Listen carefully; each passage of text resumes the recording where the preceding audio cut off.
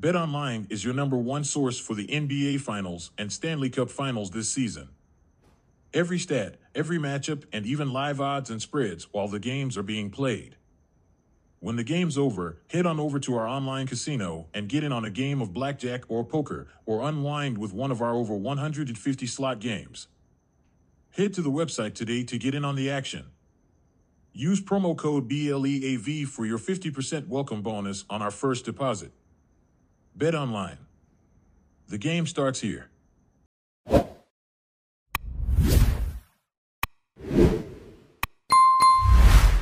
So there's been some injuries that have hit the Dodgers over this weekend. So both Yoshinobu Yamamoto and Mookie Betts are down with injuries. We're going to discuss it here on another edition of the Weekly Rewind. Joining us is Carlos, our usual Carlos Alfaro. And for the first time is Tim Rogers from Blue Madness, formerly Dodgers 2080. Now it's Blue Madness 2080. And it's great to have Tim on. You know, unfortunate it's during a downtime, I guess, you know, in Dodgers, but it's great to have you on, Tim. Yeah, thanks for having me on. I really appreciate it. Love this show. So if you haven't heard, or I don't know, you're away this weekend and you haven't heard the news, there was two big injuries that happened over Saturday and Sunday. So we'll start with today being Sunday. Mookie Betts. So he was up and he got a fastball, right? Inside fastball. He gets hit on the left wrist, hand area, goes down immediately, down just like in pain, like pain, like, you know, like no other pain. And, you know, they come out, check on him. They looks like, you know, he's trying to get up. That pain is just so bad. From the moment he gets hit, you're like, you know, something is wrong. Something is probably broken. And as it turns out, Roberts revealed that he did have a fracture in that left hand. Timetable is unknown right now as far as when he'll be back. But I want to go to you guys. So, Tim, I want to start with you. I don't know, did you get a chance to see that play, and what were your initial thoughts when it happened? Yeah, I was actually eating at a great place, barbecue for Father's Day dinner, following the game, you know, on my phone with the MLB app. And, you know, and of course, checking Twitter and seeing something about Mookie, went and watched it. Just, you know, obviously you explained it the way it was. It was just, he was in just a ton of pain. It was like kind of making his whole body hurt, it seemed like. And now the question I had, though, is it the hand or the wrist? Because there's a big difference on how you recover from that injury. So do we have any definites on that? I want to say it was more towards the wrist. I'm not sure if they said specifics. They just said fracture in the hand, but it was kind of higher up in that wrist area, though, right? Yeah, and it's, you know, just the wrist versus the hand when you're swinging the bat. I mean, the hand you need it obviously, but the wrist is all that torque and everything that you're using on that. So that's my, you know, that's my just initial going. I just want Mookie back, you know, in September to be rolling and get the season, get him rolling for October. That's what it's all about. Carlos, I don't know. Did you catch that play too? And what did you think when you saw him laying there in pain? You know, funny thing is, Tim, I was also having barbecue. I was having actually a Korean barbecue, and I was watching it on my phone, and I did see the hit. You know, I heard it was 98 miles per hour. And, you know, instantly he you know, jumped, you know, fell to the ground. He looked like he was pretty in excruciating pain. So you could tell right off the bat it looked serious. And then obviously later on we hear that he has a fracture in his hand. So they haven't said wrist, but they did specify hand. You know what? This is unfortunate. You know, unfortunately it's part of the game. But it's unfortunate, you know, it had to happen to us this season. But, well, you know, I think the Dodgers are a deep team, and losing Mookie Betts is a big deal. But we got to find a way. I don't know. I mean, we have a big lead. We have an 8-game lead. So, I mean, we have a cushion, and that's a positive thing. So we'll see. We'll see what comes out of it. I did see the interview with Mookie in the clubhouse, and he mentioned how, you know, this will give him time to clear his mind. And so, you know, because he had been struggling at the plate prior to getting hit. So maybe it's like a good thing in disguise. We'll see. We'll see how the Dodgers react. We'll see who they call up. And I heard Miggy might be coming back again. So we'll see. And a note that there is no surgery required. So that's a good thing. Some people have compared it to the injury that Corey Seager had in 2021, and he missed 2.5 months. I think it was Jeff Snyder was talking about that, or Eric Steven. I don't remember which one now. But yeah, so at least no surgery is a good thing. Yeah, that's something that at least, take those positives. And I think that's all we can do with these things. We look at it, we go, well, this is not good. This is not what we're hoping for. But at the same time, it's a time for the Dodgers to show off a little bit about their depth, give some guys a chance. We'll see what happens. Yeah, and I did a quick search. It's just saying left hand. Yeah. So they're not being specific. And the timetable is usually 4 to 8 weeks. So, I mean, at a minimum, I think we're looking at probably 2 months, right, without Mookie in that leadoff spot. And, I mean, it's a shame, right, because, yeah, maybe he might have been down the last couple, but he was still putting up those numbers, still being talked about as front runner for the MVP. So, especially with him playing, taking on the shortstop role and, the way he's been playing. Now, he's going to be down, 2 months. He'll miss the All-Star game. He'll miss that stuff. But middle June, July, August, so September-ish, right? Maybe right before September.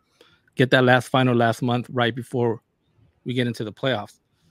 And it's unfortunate, though, right? Because we've been talking about this Mookie at shortstop. Should he be playing shortstop?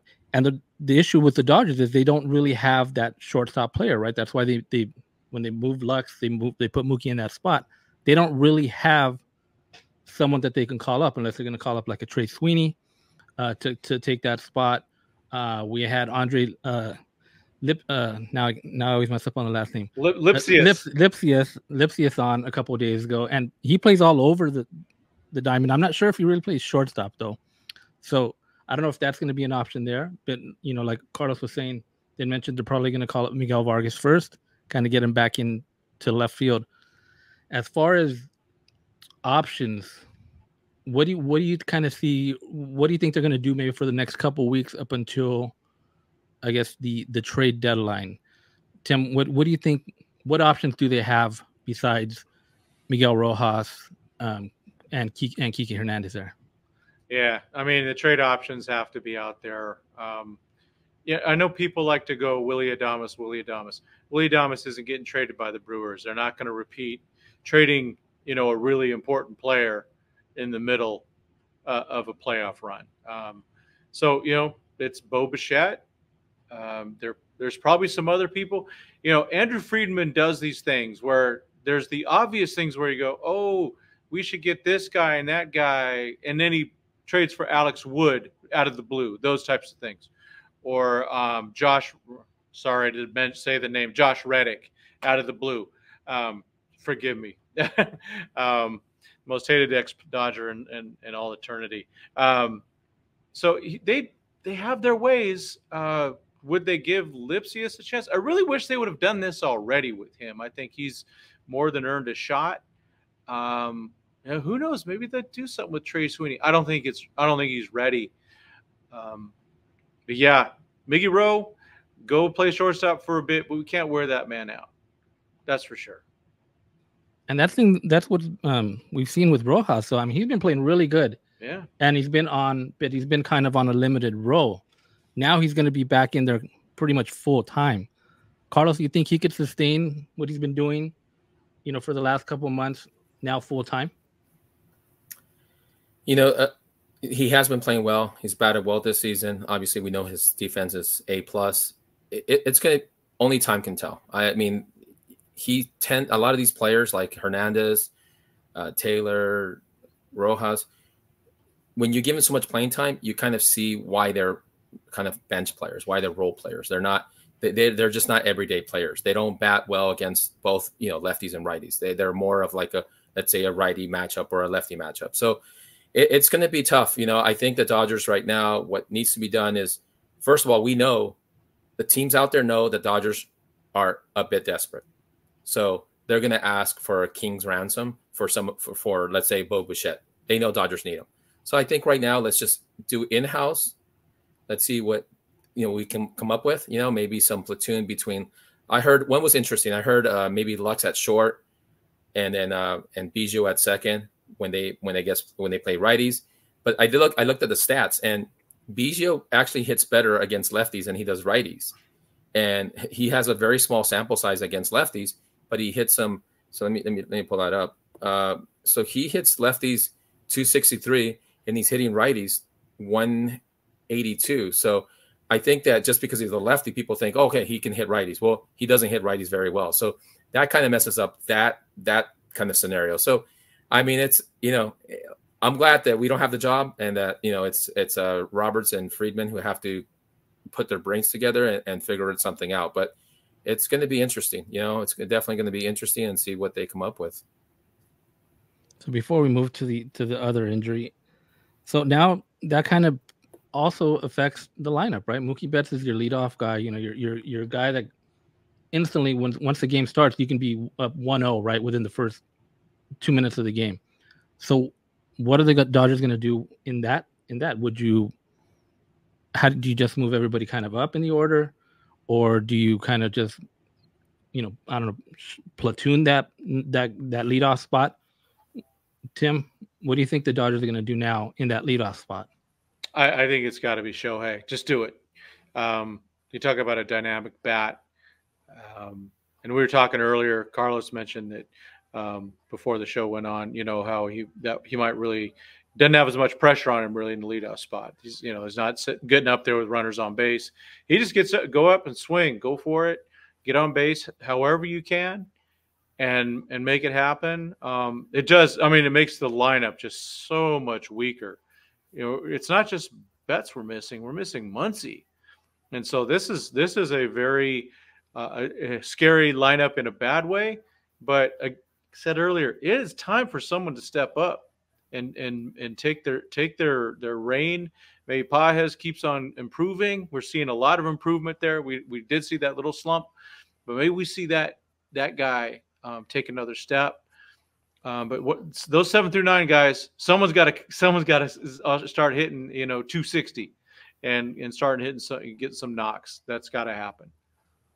I mean, the good news, and I don't know, I think Carlos, you've noticed this as well, is those lower guys have been hitting a little bit better, right? I mean, the last couple of games, it looks like Lux has been getting on. If Rojas was down there, they've been hitting. So, is that something that we can kind of hope to expect to see that going forward?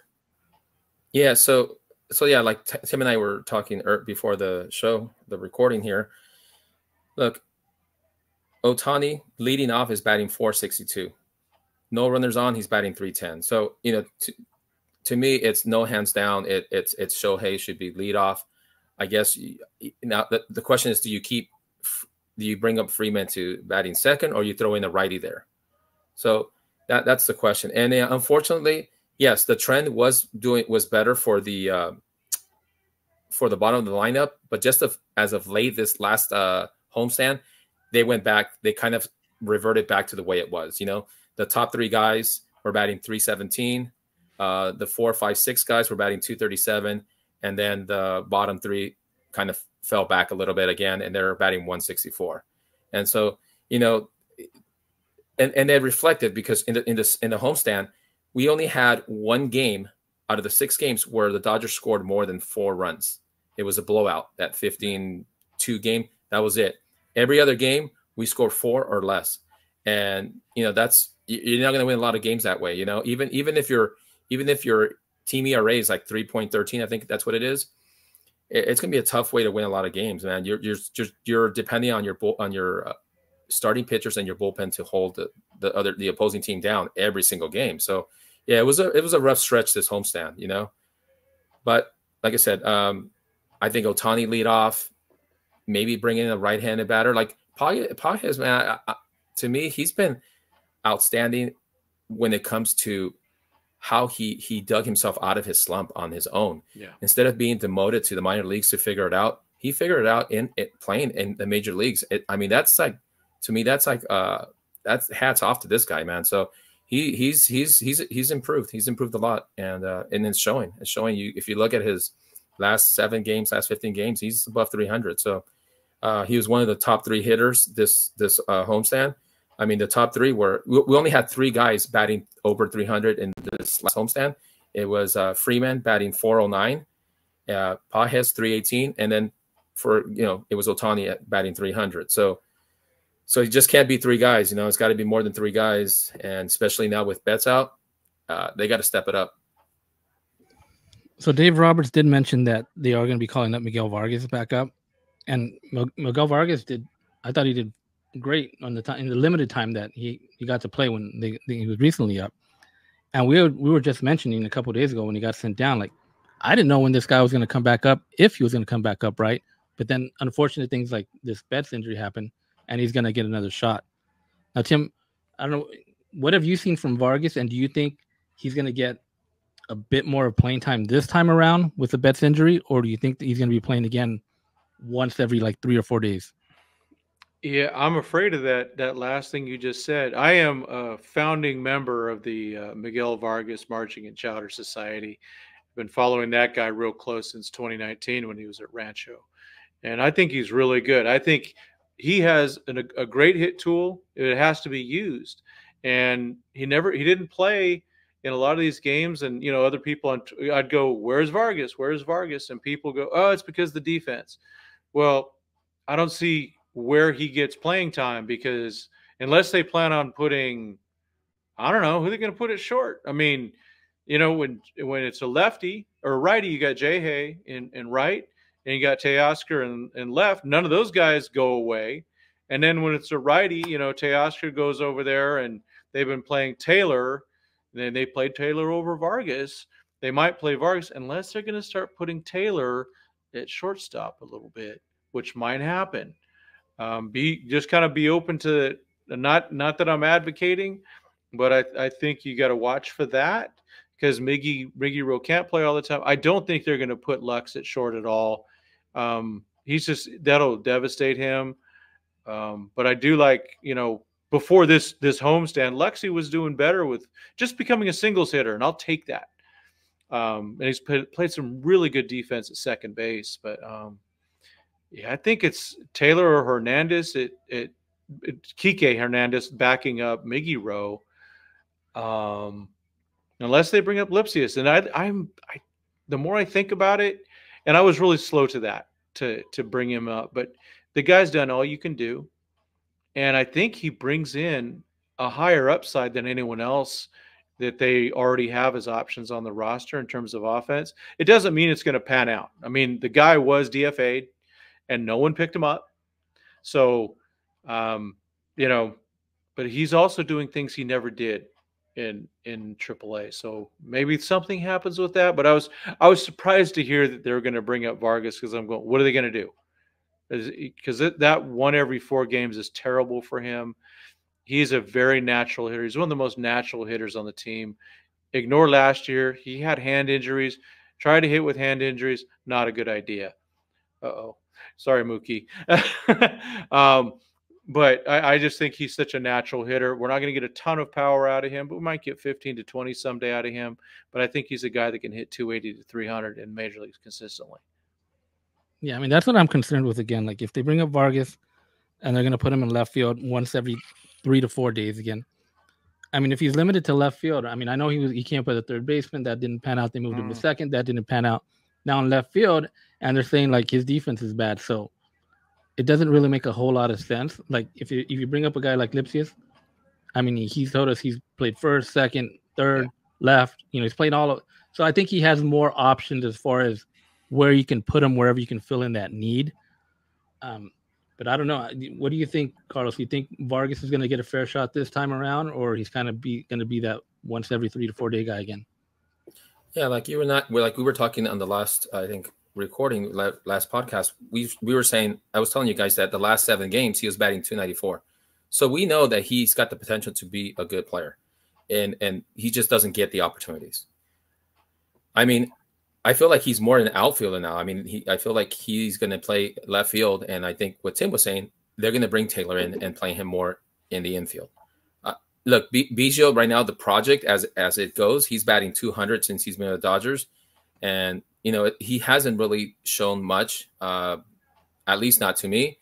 And we'll see. I mean, it just this project might not work out, and the Dodgers are going to go back to the old guys, Hernandez, because Hernandez I don't think he's even played. I think he came in for the one blowout against the Rangers to play first base, but I don't think he's played much since then.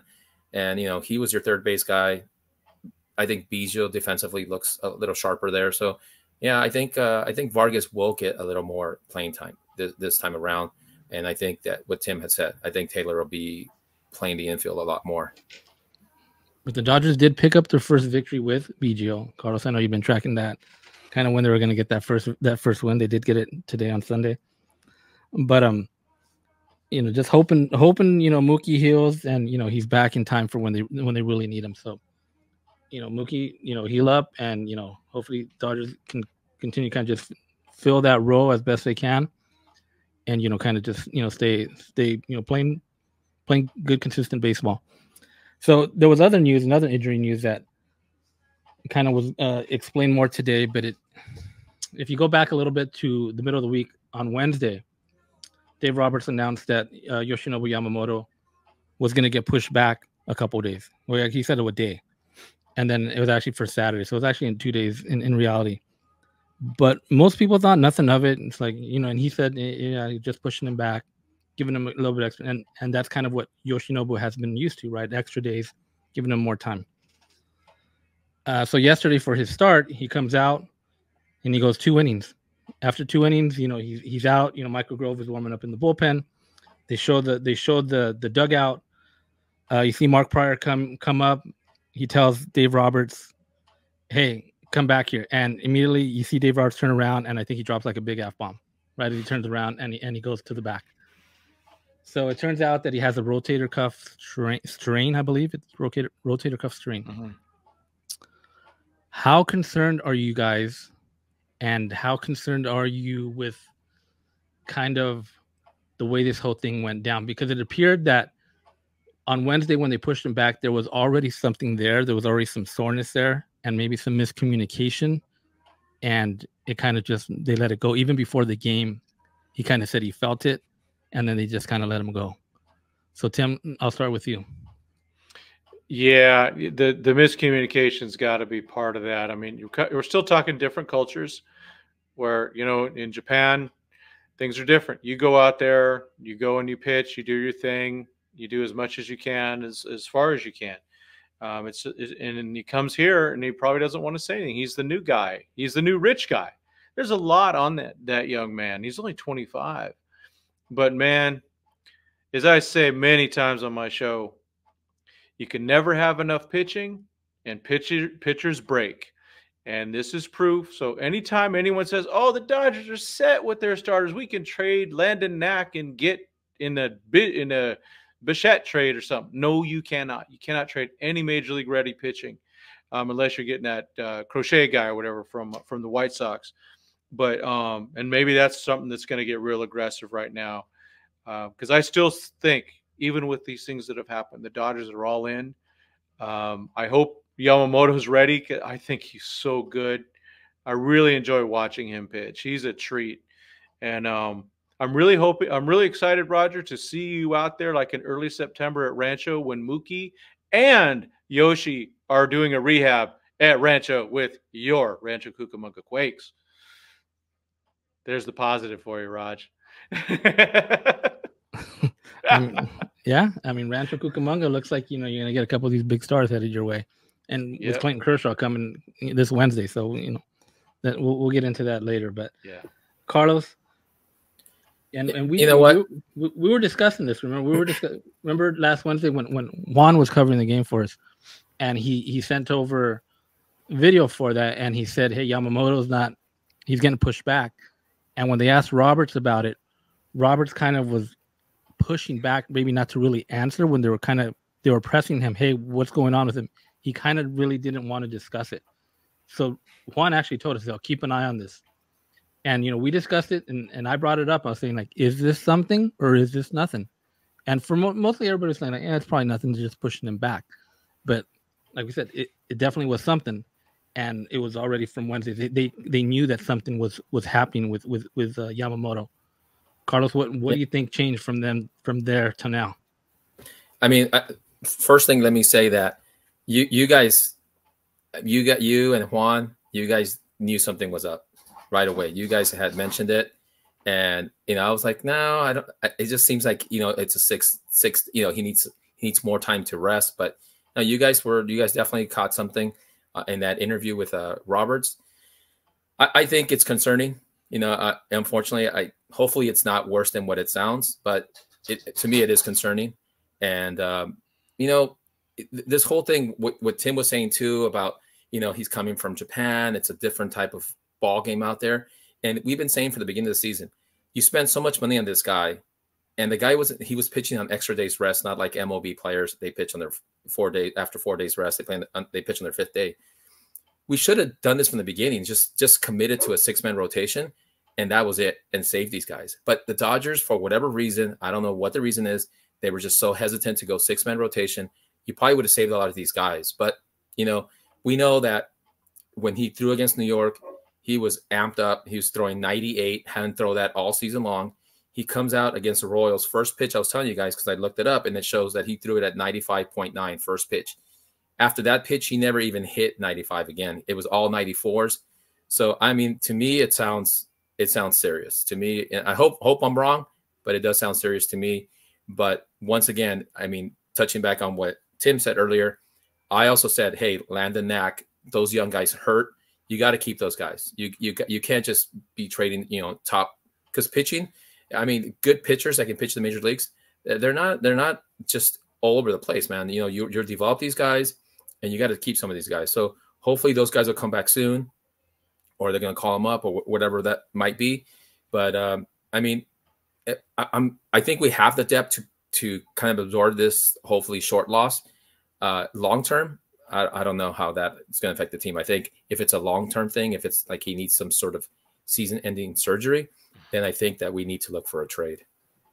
And I got a text earlier saying, take it from me, a strained rotator cuff, and they actually tore the rotator cuff, and this person was telling me he's done for the season.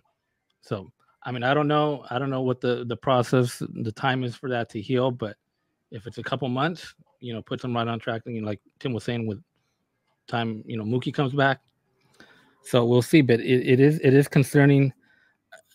And one thing I know Juan was mentioning this to us today is kind of with the interpreter, the translations that maybe not everything's being said correctly, and I get this all the time when we post videos of, I don't know if Tim, you get this too, like when we post videos and say it's Shohei and his his interpreter or somebody else, there's always people who are saying like, that's not really what they're saying.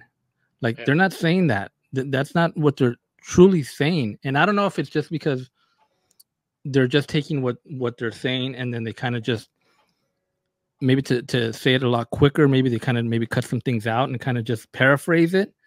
I mean, but do you think something like that is getting lost in translation, even between, say, the Dodgers and his team, like Yamamoto's team? That wouldn't surprise me. I mean, and part of it, remember, Will the Thrill Ireton, he's worked for the Dodgers for a long time. He's going to say what needs to be said in a Dodger way. I like Will, met him, interviewed him, all that stuff, but he is a Dodger employee. And we've seen this with the Dodgers. When the injuries come out, it's like, oh, he's going to be out just a couple weeks. And now Max Muncy is one of those examples. He's out for quite a while, and it's they're good at that, and it kind of sucks as a fan. They did that with Buehler in 2022. Oh, he'll be back. Well, no, he wasn't back, and they've done that a lot with injury players. They don't have to be forthcoming. I mean, they really don't. But it would be nice for us if they were, but they try to keep things really, really close to the vest. There are things I know about certain players in the minor league system. I'm not going to say anything because I don't have really permission to say anything about it unless I get direct things. They're very tight with their information, and that's just the way they do it. They're trying to make sure that they're not. You mentioned earlier, Roger, about trading from a point of weakness. So if they know Yamamoto's out, but they can still put it out there that he might be back, at least helps them maybe a little bit in the desperation, or at least looking desperate. But it's a card game, and they play it well. But it's really frustrating for us who are trying to report on the team, or the fans that are trying to figure it out, or the people trying to bet on the team, which it's a different topic I'll talk about some other day. I mean, Carlos, where do you think, I guess, the communication broke? You think it was just, direct? Is it directly from, is it a thing that Yamamoto is kind of still learning, and kind of he's young, he wants to play, and he's just one of those players like, you know what, I'm okay, I can go out there and do it, and kind of, like a lot of players are? Or do you think somehow the communication broke there from, Roberts and the Dodgers and his team? What's really interesting is, who would have thought that one of the biggest topics of 2024 season for the Dodgers was going to be the interpreters? The interpreters have taken such like a backstory to the whole season now, Yeah. What I will say is this: even when I watch Spanish interpreters, or when they're translating for the Spanish speaking players, sometimes I'm watching it, I'm like, he didn't say that. Yep, exactly. But that's an interview. I can't fathom that when Yoshi and Roberts are in his office with the translator, that stuff like that gets lost in translation. I just can't, unless Yoshi said, hey, you know what, I'm not hurt, I'm fine. And, to Tim's point, that he was trying to downplay his injury so that he didn't look like, oh, I'm weak, or I'm hurt, or whatever it might be, because he's trying to look good for his team. I mean, maybe that happened, but I don't see that lost in translation in their office. Yeah, in the clubhouse, on interviews, I could definitely see it. Questions are coming quick, the answers are coming, so it's a bit different, I think, in interviews in the clubhouse as opposed to when they're in the office of Roberts and what's going on in there. So yeah, I hope that's not the issue. I mean, that just seems like I said, it just seems like the interpreters are playing a really big part of the Dodger season, and shouldn't be. Yeah, I mean, it's definitely something that shouldn't be happening. I mean, more when I think about it, it probably is. It's Yoshi's like any other player, right? That they want to play, they want to contribute to this team, and if they think they can, they're gonna say, yeah, I'm fine. And unfortunately, he went out there and he realized it was worse than he initially had thought. So I mean, they ended up putting him already on the IL. Also, Michael Grove, who came into the game yesterday, he also went on the IL with a lat strain. So they end up calling up JP Fireeisen and Michael Peterson. Fireeisen's been up. We know what he can bring. And I wanted to ask Tim kind of if he had some background information on Michael Peterson and what we could kind of expect from him. Yeah, I'm going to give Casey Porter some credit here. He's with Dodgers Daily. Because I remember a tweet from him just a few days ago where he mentioned that Michael Peterson hit 100 miles an hour. So that's good for the season. So just so his numbers, ERA is at 1.61. His whip is at 0.72, average against 128. Yeah, he said, Casey had said that he had, it was a 7th scoreless inning in his last 8 outings. That's a guy that, heck, I think I actually saw him play at spring training in 2023 because the Dodgers minor league guys played the British Olympic team, and he was on that team. So there's some interesting guy in terms of where he's coming from, and he's 30 years old, getting a chance. Man, I just hope the Dodgers don't do that thing where they bring up a guy and then send him down without him even getting in. But you know what? They're playing Colorado over the next few days. All hands on deck. So Michael Peterson's going to get a chance to make his major league debut in Colorado. Rest in peace. Yeah, it's exciting to, a big arm. It's good to have those big arms in the bullpen. Who knows if he can develop? You really need those big arms in the playoffs. When you got the guys coming in 94, 95, it's cool during the season. But when it's the best teams, you want these guys that can bring it extra with some extra, with that extra velocity. I think So who knows? I'm optimistic about him, and hoping that he does get a chance to shine, and we'll see. I mean, they've had some success this year already, and I think Michael Grove off and on has been a success, and Alex Vesia, hey, props to him. I gave him his flowers a couple weeks ago. He's been great this year, improving himself. And the Dodger bullpen has had a lot of injuries, and that will continue. I'm also kind of excited about JP Fireisen being back. I thought he got kind of worked over when he got sent down before, but two interesting guys to call up, and they're going to be pitching in Colorado, so we'll see how that goes for them. So do you know if Peterson has options? Can they send him back down, or is he going to be one of those guys that they DFA and hope he gets by and then they can pick him up again? I doubt he has options. And being 30 years old, I mean, he's got to be one of those guys that would have to be DFA'd to be sent down. But I don't know, Carlos, if you're looking at that, maybe to take a look. I didn't think to look at that. Well, I asked because also in Colorado on Wednesday, they've already announced that Bobby Miller will be making his return in Colorado. So there's going to be a move, and might be Fireisen again sent down, or Peterson will get the DFA pink slip and so forth. And so Bobby Miller is coming back. Dodgers had kind of touched on, this time around we're going to go 6-man rotation, but now Dave Roberts again said kind of everything status quo, back to status quo. They're going to go five-man rotation and go with whatever, if they've got to go with the bullpen game again to stretch some guys out, or maybe call up a guy like Landon Knack.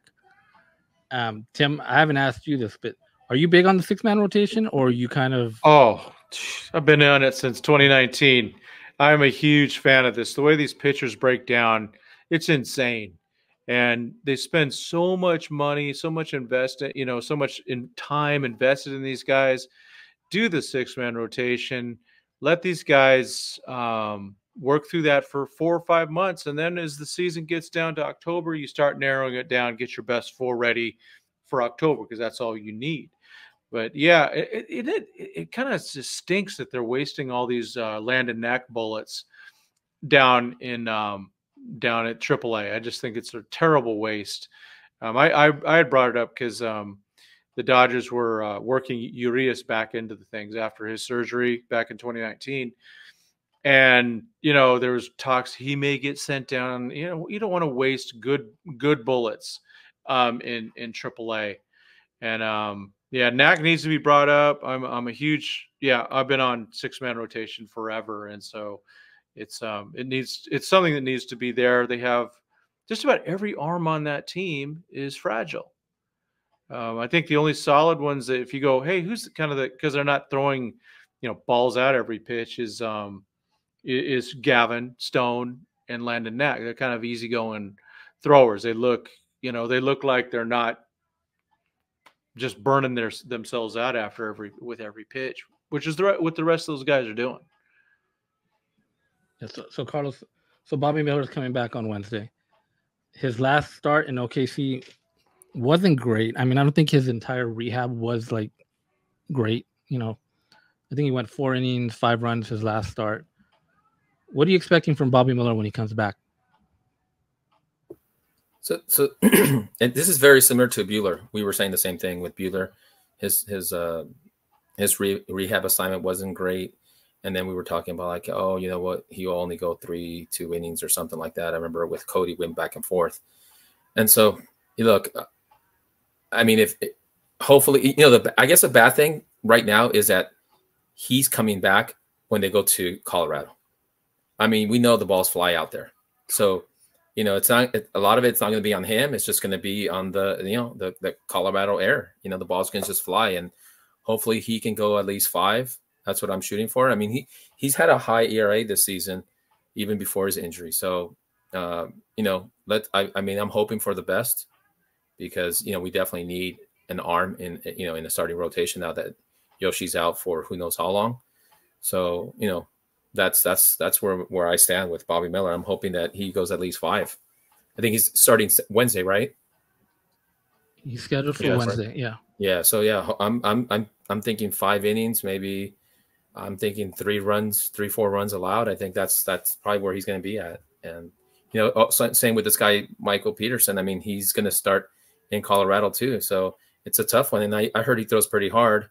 And same thing. If somebody just gets a hold of the ball, it's going to fly in Colorado, and it's going to be like, oh wow, this guy can't pitch. Well, no, it's he's pitching for the first time in the majors, and he's doing it at Colorado.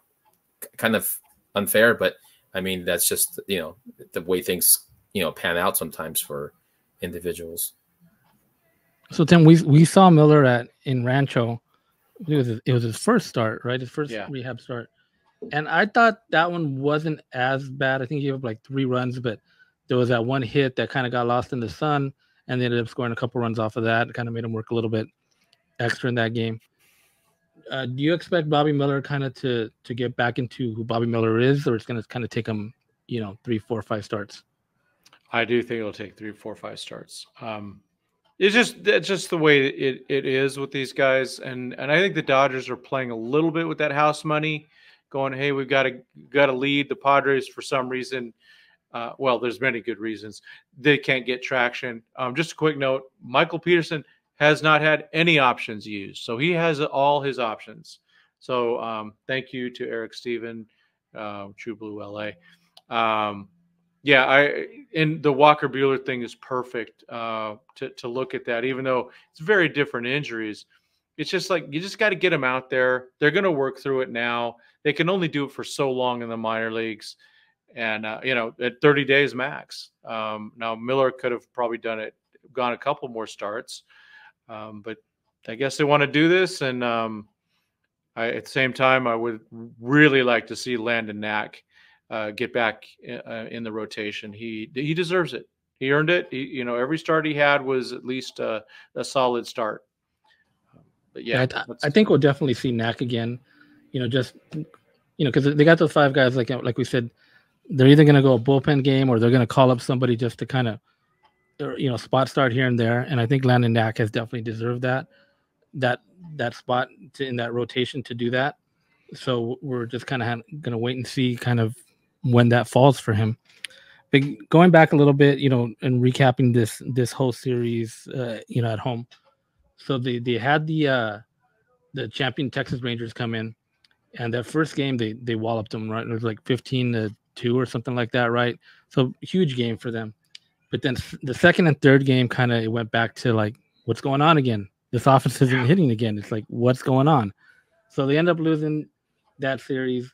They dropped 2 in that, and then this weekend series with the Royals, they win the first game, they drop the second game, and then they win the third game. Tim, we've discussed this offense is kind of like, we don't know what we're getting. One day it's lights out offense, and one day they're struggling to score 1 or 2 runs. What have you been seeing from this offense? Yeah, I put out a little short about October vibes that I've been feeling, and you take a little crap on that one, but you know what? It's that we're damaged. We've seen it happen in 2022 and 2023, where the offense stops, including the big guys, and having, oh man, David Robertson, really, that guy strike out those big 3 twice? Are you kidding me? They just had that October look, and it's the bad October look. It's not the look that Jock Peterson has when he comes in. It's like nothing phases that guy. Jock just comes in, make sure he's had a couple donuts before he gets to the plate. He's ready to go, and because he's not letting the moment impact him. But I just see those guys put a lot of pressure on themselves, and I can't get in their heads.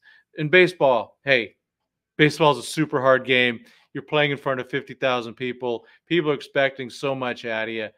Credit to those guys. But at the same time, just so it's that vibe, that you see the looks in their faces, and you see the terrible swings that were being up there, against Robertson. It's like, really, you saw him last night. You're gonna let it do it again, and it's frustrating, and it just gives me those bad vibes that I don't want to feel.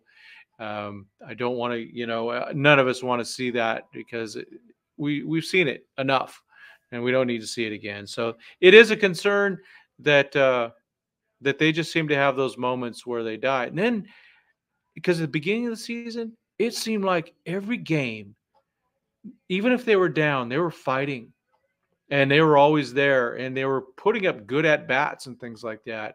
Now, they did get some guys on base in some of those games, but it just seemed like the fight wasn't quite there.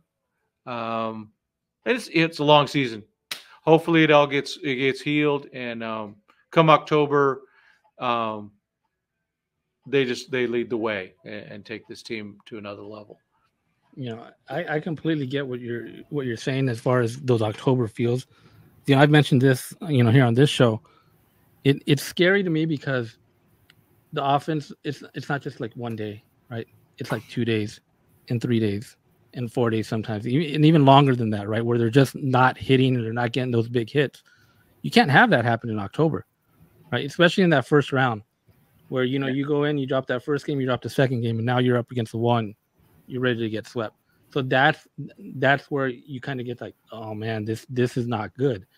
So they need to kind of get that a little bit more consistent, you know, in throughout that lineup. And I'm not saying, every day they got to go out there and score 10 runs, right? But just kind of somehow get a little bit more consistency in that lineup. And now with Betts out and you have Muncy out, it's going to make it a whole lot tougher to kind of get it going.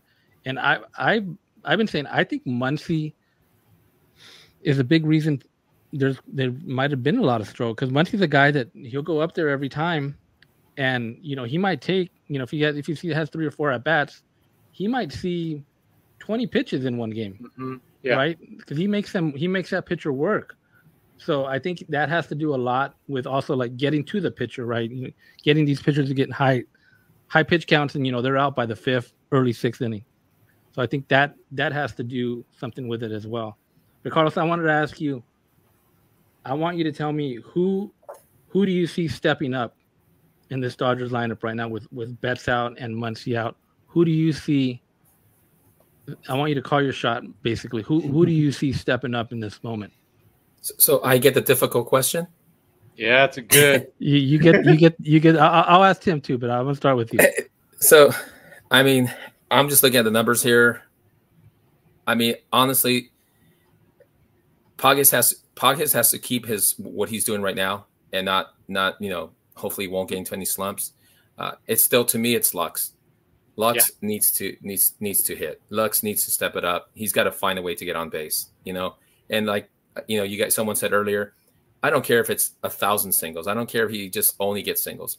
Just get on base. Just move like he had that clutch hit, I think on I think it was it Friday? We hit the clutch hit where he had the 2 RBIs, or was it the game they lost?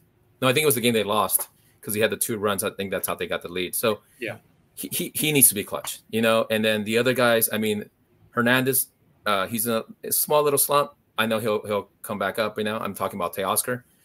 Going to Colorado, I think some of the balls that he hits deep into the warning track, there'll be home runs this coming next 4 games.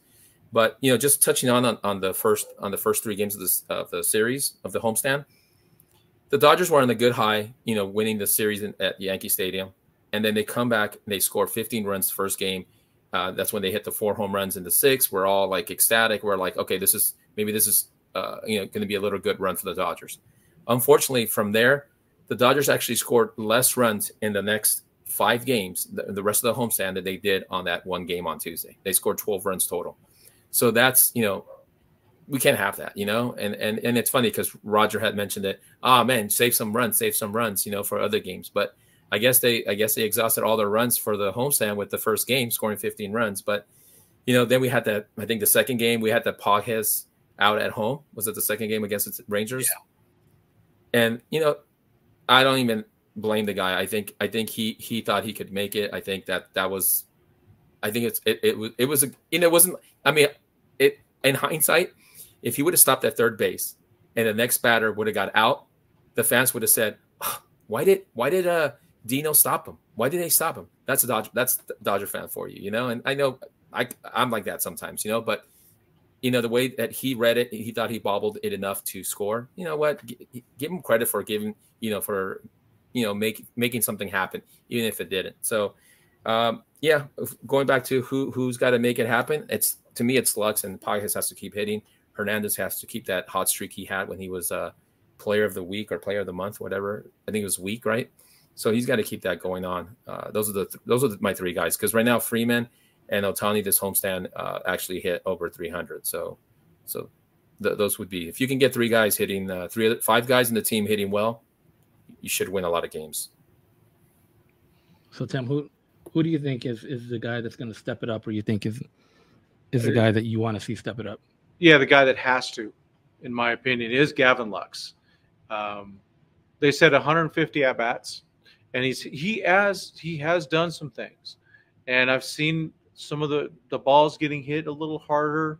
He missed a year, but that was a guy that we were counting on to be a really important part of that lineup at the number 9 spot, and maybe move up. Because if he was the regular Gavin Lux that we've seen before, he might be the guy batting leadoff. But right now, you cannot put him at leadoff yet. He's not in that spot, and he's not as fast as he was yet. Maybe there's a little lack of confidence in his knee.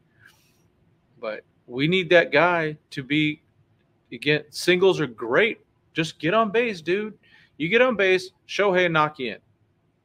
That's what we need to have. He has to help lengthen that lineup, and I think he can.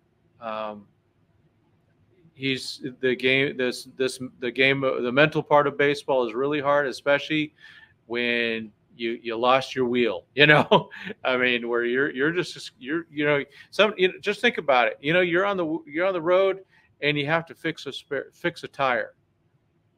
And then you start again. You're always kind of thinking, hey, is that thing okay? Is that thing okay? And I think Lux is kind of the same thing. He's going, is it okay? Is that knee okay? Am I going to hurt it again? I don't know where he's at with that, but that's just a thought that might be going through his head. And the guy's a super talented guy. And if he plays close to his potential, he could have a really long career and be a very important part of the 2024 World Champions. Yeah, so for me, I want to see, definitely want to see Lux, but I want to see Andy Pages. I want to see Andy Pages go on a real tear. I mean, maybe if they even move him up in that lineup, get him some more at bats. I want to see him kind of go off on a tear over these next couple months and kind of see where he's at. But moving forward, so as we mentioned, they are going to Colorado, and Colorado is always one of those places that just I hate going to Colorado, right? Because you get those Colorado games, you get those games where they're tight, and then for some reason the Rockies end up walking it off, right, in the 9th or 10th inning. We see that a lot, and then it's just one of those stadiums that it seems that the Rock obviously it's their home stadium, so they know how to use that field to their advantage and kind of where they hit the ball and kind of get those doubles, get those triples. So that's what kind of scares me about going to Colorado, and then especially having like Bobby Miller returning there. But it's also, hey, you need your offense to get kickstarted. Colorado's a good place for it to happen, right? So hopefully Dodgers can go up there, put up some runs, and get 3 out of 4, if not 4 there, and then come back home to face the Angels for 2 games, and then that's the end of the month. So Colorado, 4 games, Angels back 2 games at home. Tim, how do you think they're going to fare in Colorado? You think this trip is going to be good for them? Oh, I hate it. What it does to the pitchers, it wears them out. It wears the players out, and it'll show when they do play the Angels. That's for sure. The ball doesn't break the same, or it breaks less. I mean, Trinan is a witch most of the time, but it's video game type things. But when he's going to Colorado, it won't be the same. That ball's not going to move as much. They're going to go. It's Paxton tomorrow, Buehler on Tuesday, and Miller on Wednesday, and they're not going to get the same results that they would expect. I mean, one of the things that when we did see Bobby at Rancho, breaking ball looked pretty good. He seemed to be nailing that thing. Now it was against 19-year-olds and stuff, but still it looked good. And he needs that, and these guys need to be able to get their breaking stuff, because Buehler's not throwing 100 miles an hour or 99 or 98. He's 94, 95, maybe 96. But yeah, it is a good point about the offense. Let them get going. it really kind of sucks that they're playing the Angels, then they get a day off on Sunday. I wish it was switched. Get that day off. I mean, every team after you leave Colorado, it seems like they deserve a day off because it does wreck that altitude wrecks them.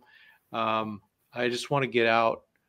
Yeah, I'll take a split and no Colorado injuries or anything like that. Nothing weird that happens out there. Carlos, how are you feeling about this trip to the Mile High City? Yeah, no, you made a good point. If you want your team to get the wheels going, Colorado's a place to do it, for offensive wise. I think Dodgers will take 3 out of 4. I think we'll see this is my hot take is going to be we'll see a Ohtani home run 475 plus at Coors Field this week. I think Pages will hit a couple of dingers too. I think the one that today at Dodger Stadium where he went to the corner at the warning track, that would have been a home run in Coors Field. So yeah, I think the Dodgers will take 3 out of 4 again against the Rockies. All right, so I hope so. I mean, they need kind of just they need a good week. I want to see them have a good week. 4 against Colorado, and then 2 against Angels. Hopefully, they could really have a good week here, a safe week, productive week, no more injury week, and we'll go for there. But we're gonna go ahead and wrap this up. Tim, I want to thank you for hopping on and kind of just getting your insight and with some of these young guys and all these injury bugs, and I want to thank you for your time. No, I appreciate it. Thanks for having me on, Roger. I really appreciate it. Yeah. So thanks again, guys, and we'll catch you on the next one. This episode has been brought to you by Bet Online. The game starts here.